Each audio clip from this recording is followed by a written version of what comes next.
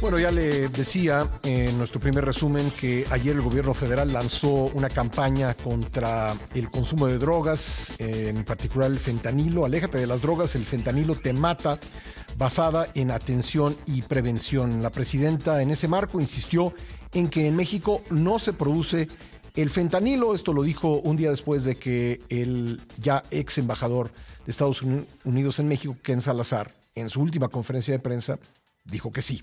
Vamos a platicar al respecto con Carlos Matienzo, consultor en temas de seguridad. Carlos, buenos días, ¿cómo estás? Hola Pascal, muy buenos días. Y feliz año para ti, muchas gracias por estar con nosotros. Oye Carlos, Igualmente. se insiste en que no se produce el fentanilo en México y sin embargo se lanza una campaña para prevenir el consumo de fentanilo y ahí pues la pregunta tendría que ser, ese consumo de fentanilo que se busca prevenir, ese fentanilo cuyo consumo se busca prevenir, ¿de dónde viene?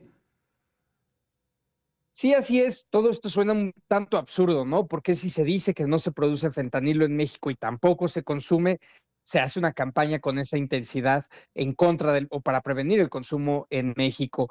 Todo esto muestra, desde mi punto de vista, una especie de ansiedad ante la llegada de Donald Trump y tratar de minimizar el problema y mostrar una cara de México que primero no corresponde con la realidad en el caso de negar la producción y en el caso de esta campaña de prevención es un poco tratar de mostrarle a Trump lo que nosotros sí hacemos para Ujú. evitar el consumo que en Estados Unidos no logran hacer.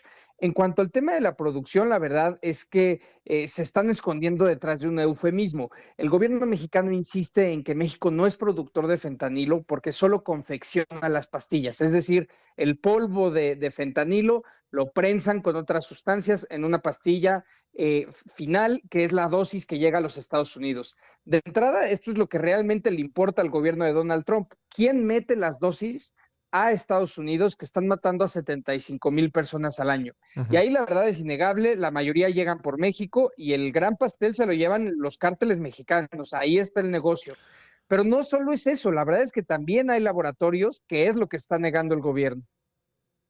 A ver, yo he consultado comunicados oficiales, también notas de prensa en las que pues se descubren precursores químicos en barcos que llegan al país. Y entonces mi pregunta es, si no es para fabricar fentanilo, ¿por qué se mete de manera oculta, se meten precursores químicos de manera oculta en México? Estás totalmente en lo correcto. Además, lo que ha caído son las incautaciones de fentanilo puro que viene de China, incautaciones que se hacían en los aeropuertos y en los puertos de México, y entonces llega menos fentanilo puro, pero ya están llegando más precursores químicos para hacer fentanilo. Pues la verdad es que ese es el indicativo principal de que algo está cambiando en el mercado mexicano. No Ujú. solo es eso, además ha habido ya casos judicializados por el lado de Estados Unidos de personas que han introducido precursores a México para hacer fentanilo. Se han desmantelado laboratorios, ha habido misiones gubernamentales para ir a ver laboratorios, se han detenido químicos, digamos, están ahí todos los elementos para asegurar que sí se sintetiza fentanilo en México. La pregunta es, ¿de qué tamaño es esa producción Ujú. de fentanilo en las etapas previas digamos, la confección de las pastillas? Y me parece que se está peleando con la realidad del gobierno y no sé a quién quiere engañar, tal vez a sus seguidores en México, pero el gobierno de Estados Unidos sabe la verdad, porque como te decía, ya ha judicializado casos, tiene información de los laboratorios en México, como el propio embajador lo hizo saber, y esto, si creían que va a servir para apaciguar a Donald Trump, creo que están equivocados, porque por un lado ellos saben la verdad y por el otro poco les importa en qué participa los cárteles mexicanos en la producción de fentanilo. Lo que les importa es que son los cárteles mexicanos los que meten las dosis a Estados Unidos y Ujú. los que más ricos están haciendo en todo este proceso de producción, distribución de fentanilo. Bueno, en torno de la polémica, Carlos, que se suscitó por la publicación del reportaje de The New York Times el 29 de diciembre, ¿qué opinión tienes? Mira, es difícil saber a partir de un video exactamente si ahí se estaba produciendo fentanilo o si se estaba participando en una de las partes del proceso para sintetizar fentanilo.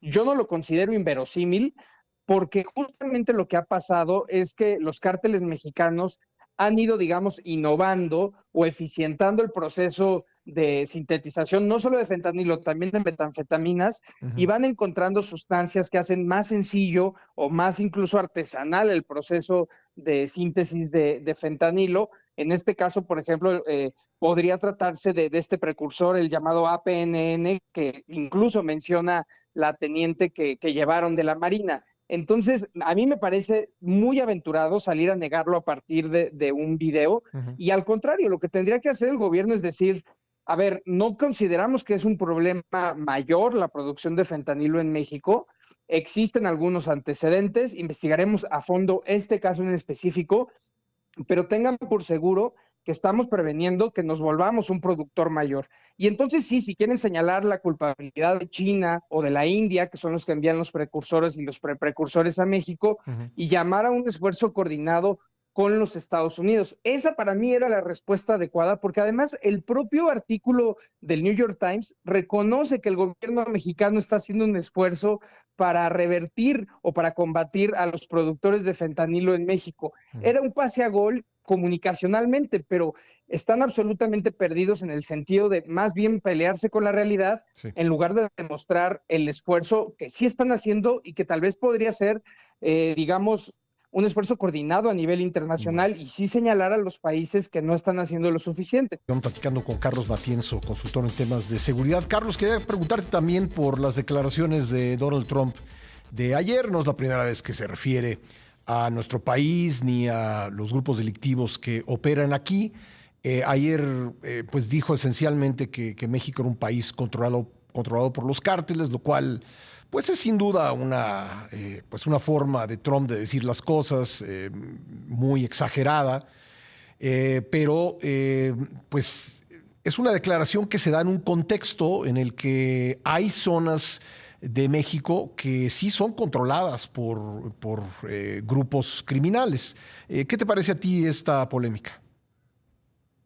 Mira, creo que es justamente eso nos demuestra que toda esta estrategia de pelearse con el tema de la producción o no de fentanilo, la verdad es que se queda muy corta ante cómo están viendo las cosas desde Estados Unidos y particularmente en el círculo de Donald Trump, que consideran que no solo es el problema digamos, de la participación en el envío de drogas de México a Estados Unidos, sino que básicamente están percibiendo a México como un estado fallido y a su gobierno como uno que no hace lo suficiente, ya sea por incapacidad o por complicidad, para combatir al crimen organizado. Y no, como bien dices, es una exageración hablar de todo México como un país controlado por el narco, pero hay lugares donde francamente la situación no está plenamente en control del Estado. Y creo que esa es la historia de los últimos 6 años y ese legado que le dejó López Obrador a Claudia Sheinbaum, una bomba de tiempo en lugares como Tabasco, en lugares como Sinaloa, como Chiapas, el propio Guanajuato, donde se cedió demasiado al crimen organizado por esta política de abrazos no balazos, pero además se fue tolerante con pactos político-criminales como el caso de Guerrero, y para una muestra más cercana de qué tanto el crimen organizado participa en el control territorial del país, pues tenemos las elecciones del año pasado donde decenas de candidatos fueron asesinados, tenemos el asesinato más reciente del alcalde de Chilpancingo en esas atroces imágenes que todos pudimos ver, y además tenemos territorios auténticamente en guerra, como la frontera entre Jalisco y Michoacán, como en su momento lo fue la frontera sur de Chiapas, en estos momentos como son algunas zonas cercanas a Culiacán y el propio Culiacán. Ese es el legado con el que tiene que lidiar Claudia Sheinbaum y es la imagen a la que realmente debería estar combatiendo, y por eso creo yo que deberían de enfocarse más bien en decir lo que sí están haciendo para combatir al crimen organizado en lugar de tratar de minimizar el problema. Bueno, y a partir de las declaraciones de Trump de ayer, pues creo que debemos entender, no sé cómo lo veas tú, que muchas de las cosas que ha venido planteando desde los tiempos de la campaña, llámese aranceles o llámese declarar a los cárteles de la droga como organizaciones terroristas, pues sí tiene intención de hacerlo, ¿no? Yo creo que sería demasiada insistencia, es ya demasiada insistencia como para pensar que pues se trata de cosas que únicamente dice para efectos políticos inmediatos. Así es, yo creo que la forma más segura de, digamos, de jugar este juego, de tener una estrategia, es pensar en el peor escenario, ¿no? Sobre todo porque estamos ante un Donald Trump con muchos menos frenos de lo que fue su primera administración, rodeado, digamos, sobre todo en el aparato de seguridad y de política exterior, por un equipo mucho menos sofisticado o burocrático y mucho más apegado a lo que es su movimiento político, más ideologizado. También es correcto pensar que mucho de esto es parte de una estrategia, ¿no? Así juega Trump, primero se va por lo más alto, por la parte más agresiva y a partir de ahí obliga a su contrincante a negociar.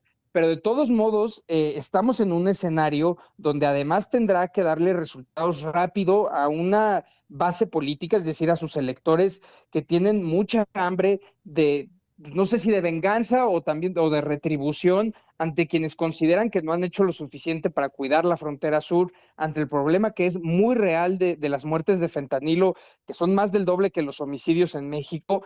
Entonces sí debe estar el gobierno mexicano muy cuidadoso, está en arenas movedizas frente al gobierno de Donald Trump y más vale poner sobre la mesa, es lo que muchos hemos dicho desde que ganó Donald Trump, poner sobre la mesa nosotros un plan. Ok, ¿quieres ir con todo contra el crimen organizado? ¿Quieres que yo me encargue de la migración en las fronteras e incluso de los refugiados que están tratando de llegar a Estados Unidos? Estas son mis ideas y esto es lo que yo te pido a ti, Estados Unidos. Y ahí podemos hablar desde dinero, armamento, entrenamiento, inteligencia, y entonces tomar la iniciativa, un poco jugar a la ofensiva y aprovechar incluso las oportunidades que esta postura agresiva tienen. Ahí es donde yo creo que se han quedado cortos y más bien han tratado de pelear la narrativa. Esperemos que detrás de todo esto haya un equipo preparándose ya para este momento, porque han sobrado las semanas para hacerlo Ujú. y como bien decías, hay que pensar en el peor escenario.